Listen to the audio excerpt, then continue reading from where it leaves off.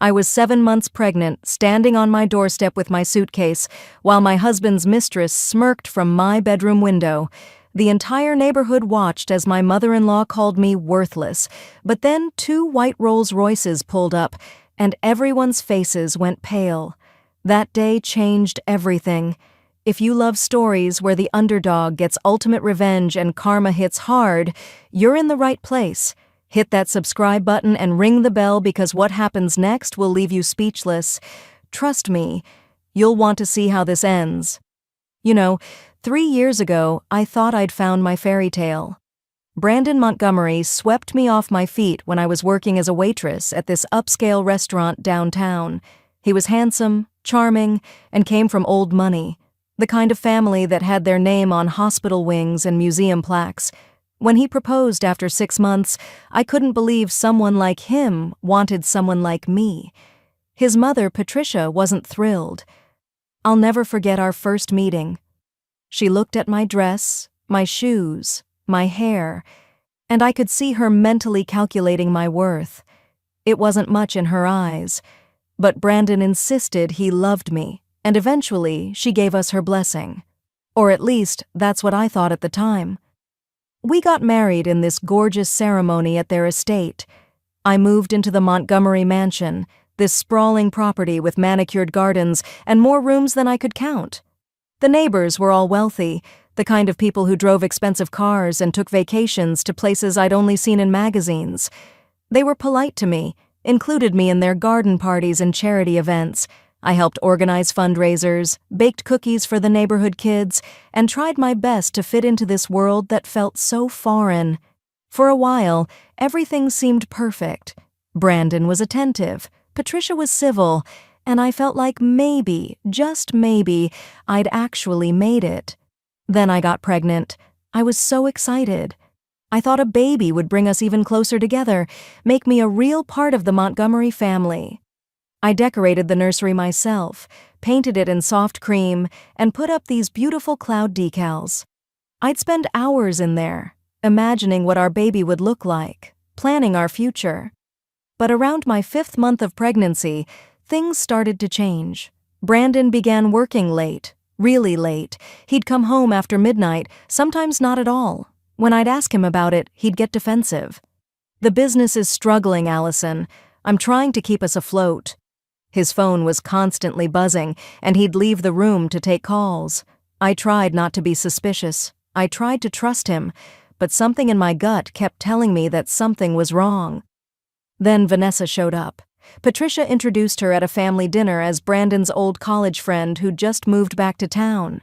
She was beautiful in that effortless way some women are. Designer clothes, perfect hair, the kind of confidence that comes from never having to worry about money. She sat across from Brandon at dinner, and I watched them laugh about old times, inside jokes I wasn't part of. Patricia beamed at her like she was the daughter she'd always wanted. After that, Vanessa was everywhere. She'd drop by the house unannounced. She'd be at every family event. Patricia would invite her to things without telling me. I'd come downstairs for breakfast and find Vanessa already there, drinking coffee in my kitchen like she owned the place. And the way she looked at Brandon, the way she'd touch his arm when she talked to him, it made my stomach turn. I tried talking to Brandon about it. I told him it made me uncomfortable how much time he was spending with her. He laughed it off. "You're being paranoid, Allie. Vanessa is just a friend. You're letting your pregnancy hormones make you jealous." Patricia backed him up, saying I was being insecure and that I should be grateful Vanessa was willing to be friends with someone from my background. That comment stung, but I swallowed it down like I'd swallowed down so many of her little digs over the years. Then one day I found a diamond bracelet in Brandon's car. It was gorgeous, delicate, with a small V engraved on the clasp. It wasn't mine. When I confronted him, he barely looked up from his laptop. "It's for a client's wife. I'm supposed to give it to her at tomorrow's meeting." His voice was so casual, so unconcerned. I wanted to believe him. God, I wanted to believe him so badly. But the next week, I saw Vanessa wearing that exact bracelet at a charity luncheon. She caught me staring at it and smiled, this cold, knowing smile that made my blood run cold. I felt like I was going crazy. Everyone around me was acting like everything was normal, but I could feel the ground crumbling beneath my feet. I decided I needed to know the truth. One afternoon, when Brandon was supposedly at work and Patricia had left for her country club meeting, I went looking for answers. I wasn't trying to spy, I just needed something to prove I wasn't losing my mind. That's when I heard voices coming from the study. I recognized Patricia's sharp tone and Vanessa's lighter laugh. I stopped outside the door, my heart pounding. Patricia was saying, "Once she's gone, you'll marry Brandon properly. Your father's company merger will save Montgomery Industries, and we'll all be much better off." Vanessa responded, "I can't wait to redecorate this place. Her taste is so pedestrian, though this pregnancy does complicate the timeline." Patricia sighed. "We'll deal with that after the baby comes. DNA test, quick divorce, and then we move forward with our plan." I must have gasped because suddenly the room went silent. The door swung open, and there they were, Patricia and Vanessa, staring at me like I was an intruder in my own home. Patricia's face went from shocked to cold in seconds. "Well," she said, straightening her pearl necklace, "I suppose this saves us the trouble of explaining." I couldn't breathe. "What are you talking about? What plan?" Vanessa crossed her arms, all pretense of friendliness gone. "Oh, please, don't play dumb. You had to know this was coming." Before I could respond, Brandon walked in. I turned to him, tears already streaming down my face. "Tell me this isn't true. Tell me you're not planning to leave me for her." He wouldn't look at me. He just stood there, staring at the floor like a coward. That's when I knew. Everything I'd feared, everything I'd tried to convince myself I was imagining, it was all real. Patricia stepped forward, her voice ice cold. "My son deserves better than a nobody orphan who trapped him with a pregnancy. You were a mistake from the beginning." "I'm not an orphan," I said, my voice shaking. "I have brothers. They'll help me." Patricia actually laughed. "Oh, please. We had you investigated before Brandon proposed. 2 brothers who disappeared years ago. They're probably dead or in prison. You have no one, Allison. You've always had no one. That's why you clung to my son like a parasite." That was it. That was the moment I realized I'd been living in a fantasy. These people never loved me. They never accepted me. I was just an inconvenience they'd tolerated, and now they were throwing me away. I wanted to scream, to fight, to make them see how wrong this was. But I was 7 months pregnant, exhausted, and completely alone. Or so they thought. The next day, everything exploded. It was a bright, sunny afternoon around 2 o'clock. I was in the nursery, trying to process everything that had happened, when Patricia barged in with 2 servants. "Pack her things," she commanded. "I want her out within the hour." I stared at her in disbelief. "You're kicking me out? I'm carrying your grandchild." Patricia's face was stone. "We'll do a DNA test after the baby is born. Until we have proof, you're not welcome in this house." The servants wouldn't look at me as they started pulling clothes from the closet, throwing them into suitcases. I tried to stop them, but Patricia grabbed my arm. "Don't make this harder than it needs to be. You should have known better than to reach above your station." I pulled away from her and ran downstairs, looking for Brandon. I found him in the living room with Vanessa, and they were looking at wedding magazines. Wedding magazines. "Brandon, please," I begged. "Don't let her do this. I'm your wife. This is our baby." He finally looked at me, and his eyes were empty. "I'm sorry, Allison. But Vanessa and I, we make sense. We're from the same world, the same class. You were a nice distraction, but it's time to face reality." Those words broke something inside me. The man I loved, the father of my child, was throwing me away like garbage. Within minutes, my suitcases were being tossed onto the front lawn. I stumbled outside, and that's when I realized the entire neighborhood was watching. Mrs. Henderson next door had stopped watering her garden. Mr. Cooper had paused his car in the middle of the street. The teenagers playing basketball had frozen mid-game. Everyone was staring at the spectacle of me being thrown out of my own home. Patricia followed me outside, and she made sure her voice carried across the entire street. "This woman trapped my son with a pregnancy. She came from nothing, a waitress, and she saw an opportunity to get her hands on Montgomery money. Well, we've seen through her scheme." The neighbors gasped and whispered. I could feel their judgment, their eyes crawling over me like insects. Then Vanessa appeared on the porch, clinging to Brandon's arm like she already owned him. "Brandon and I have been in love for years," she announced to everyone. "We're finally free to be together." I stood there on the sidewalk, 7 months pregnant, with my entire life in 2 suitcases at my feet, and I'd never felt more humiliated in my life. Patricia wasn't done. She kept going, making sure everyone heard. "We gave her everything: clothes, jewelry, a home she could never afford on her own. And this is how she repays us, by trying to trap my son with a baby that might not even be his?" I wanted to disappear. I wanted the earth to open up and swallow me whole. Some of the neighbors had their phones out, recording. A teenage boy was filming the whole thing, probably to post on social media. I tried to defend myself, but my voice came out weak and broken. I loved him. I thought we were happy. Brandon finally spoke up, and what he said destroyed me. "I'm sorry, Allison, but Vanessa and we make sense. Same world, same expectations. You were sweet, but you were never going to fit in here. Not really." Vanessa actually smirked at me. "You can keep those cheap clothes. We'll buy everything new and proper." I sat down on my suitcase right there on the curb and started crying. I had no money. Brandon controlled all our accounts. I had no car. It was registered in his name. My old friends had stopped calling months ago, and I realized now that Patricia had probably gotten to them, poisoned them against me. I had no phone credit left to call anyone. I was completely, utterly alone. The only person who showed me any kindness was old Mr. Wilson from down the street. He walked over slowly with his cane and handed me a bottle of water. "Use my phone, dear," he said quietly. "Call whoever you need to call." His kindness made me cry harder. I took his phone with shaking hands and dialed a number I hadn't called in 3 years. My brother Gabriel answered on the first ring. "Allie, is that you?" I could barely get the words out. "Gabriel, they threw me out. I'm pregnant and they threw me out on the street. Please, I need help." "Stay exactly where you are," he said, and his voice was pure steel. "We're coming. Don't move." He hung up, and I handed Mr. Wilson back his phone. I sat there on that curb for 15 minutes, watching my neighbors watch me, feeling the weight of their judgment and pity. Patricia was still on the porch, looking triumphant. Brandon and Vanessa had gone back inside, probably to continue planning their new life together. Then I heard them, the sound of powerful engines getting closer.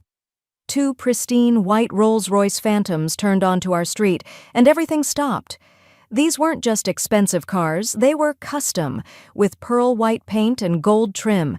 Each one was worth more than $500,000. They stopped directly in front of the Montgomery estate, and the entire street went silent. The first car door opened, and Gabriel stepped out. My oldest brother, who I hadn't seen in 3 years.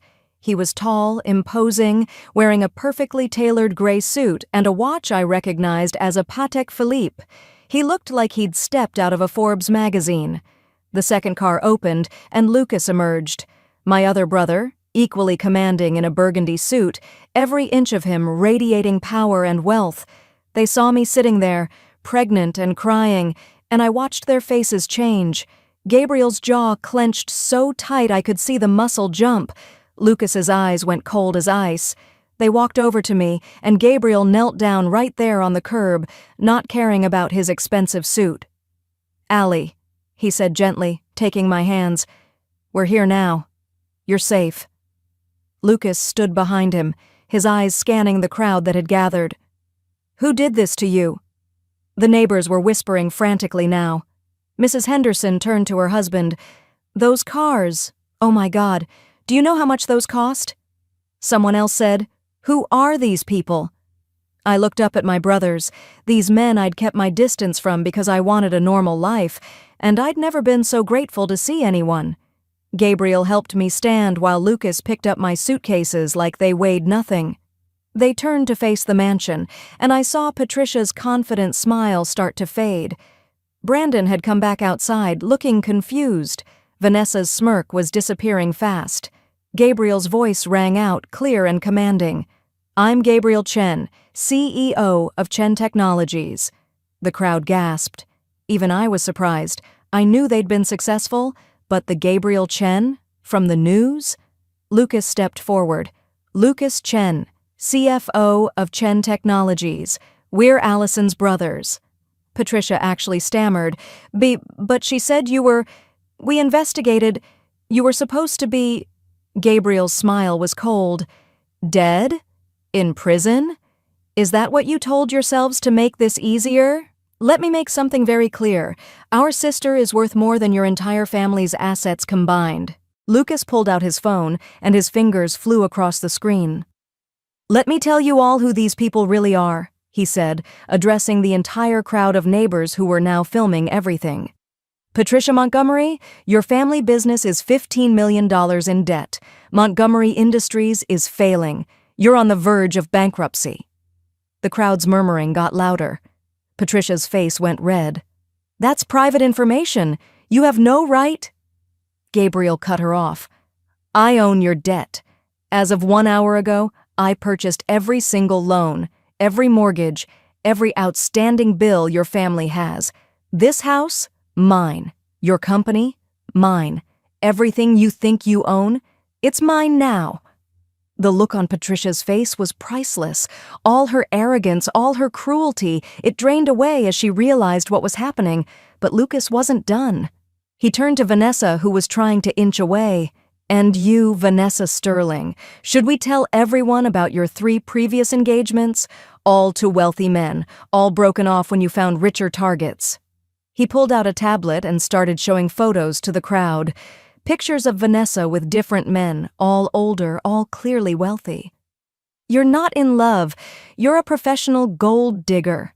Vanessa's face went white. "That's slander. I'll sue you." Gabriel laughed. "Please do. I have 50 lawyers on retainer who would love the entertainment." Then Lucas dropped the bomb that made everyone gasp. "But here's the best part. Vanessa Sterling is already married, to a businessman in Dubai, still legally married." He showed the marriage certificate on his tablet, and the crowd erupted in shocked whispers. "This whole thing was fraud," Gabriel said. "The planned marriage to Brandon, illegal. The merger, based on fraudulent pretenses." In the distance, I could hear sirens. Lucas smiled. "Oh, that's probably the police. I called them about the marriage fraud. They're very interested in talking to you, Vanessa." Vanessa tried to run to her car, but police cars were already pulling up. News vans were arriving too. Lucas had called the media. This quiet suburban street was turning into a circus, and the Montgomerys were the main attraction. Patricia tried to go back inside the house, but Gabriel blocked her path. "That's my house now. Foreclosed as of 20 minutes ago. You're trespassing." Brandon finally found his voice. "You can't do this. We have rights. We'll fight this in court." Lucas pulled out another document. "Your mortgage. I own it. Your business loans. I own them. Your country club membership? Revoked. Your credit cards? Canceled. Your bank accounts? Frozen by court order pending investigation of fraud. You have nothing, Brandon. Just like you tried to leave our sister with nothing?" I watched it all unfold like a dream. The police questioning Vanessa while she cried and protested.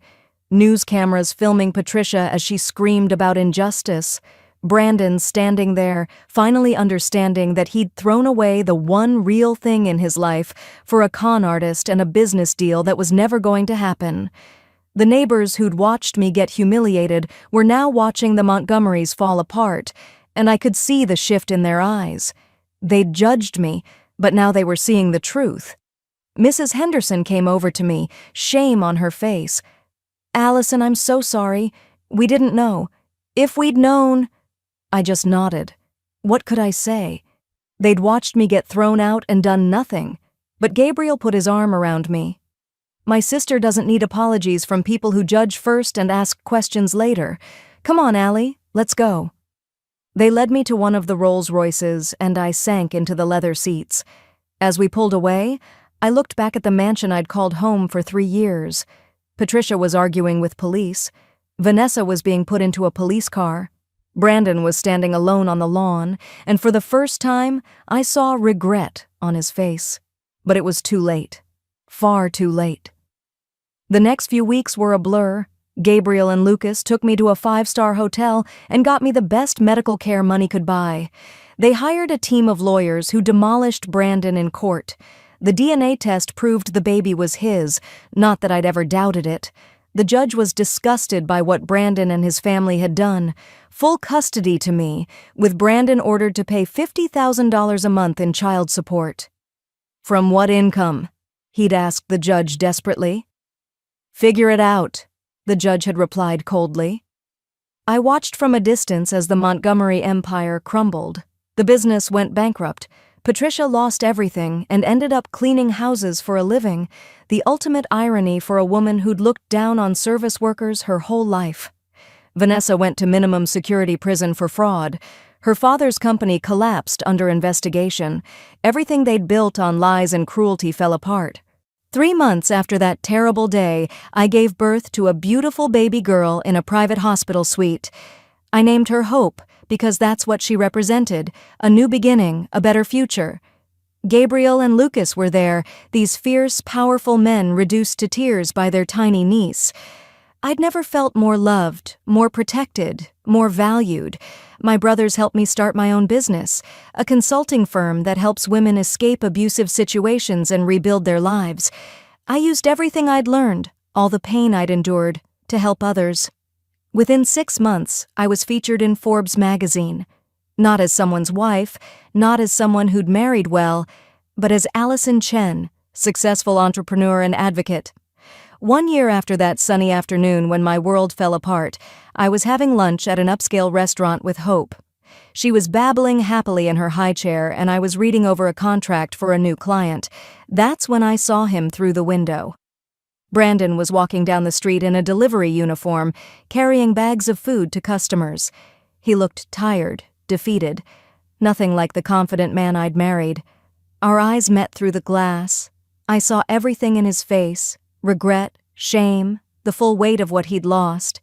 He'd thrown away a woman who loved him, a daughter who would have adored him, a life that could have been beautiful. And for what? A con artist, a business deal that never materialized, and his mother's approval. Now he had nothing. I looked down at Hope, healthy and happy, surrounded by people who genuinely loved us. I looked at my life, successful, independent, meaningful. Then I looked back at Brandon one more time. I didn't feel anger anymore. I didn't feel hurt. I felt nothing but peace and maybe a little bit of pity. I smiled at my daughter, gathered our things, and walked out of the restaurant without looking back. He watched me leave, I'm sure, but I never turned around. That chapter was closed. I'd learned the hardest way possible that sometimes the family you're born with isn't the one that matters. Sometimes the people who share your blood are the ones who save you when the world tries to break you down.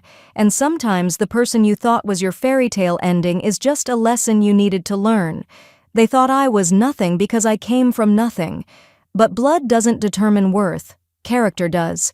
My brothers taught me that family isn't who shares your DNA, it's who shows up when you're broken. Brandon, Patricia, Vanessa, they all chose greed over humanity, and now they have nothing while I have everything that matters. If this story showed you that karma is real and real family always wins, smash that like button right now. Drop a comment and tell me, would you have forgiven Brandon if he begged?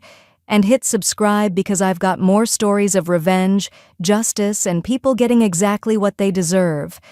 Remember, treat people right, because you never know who their family is.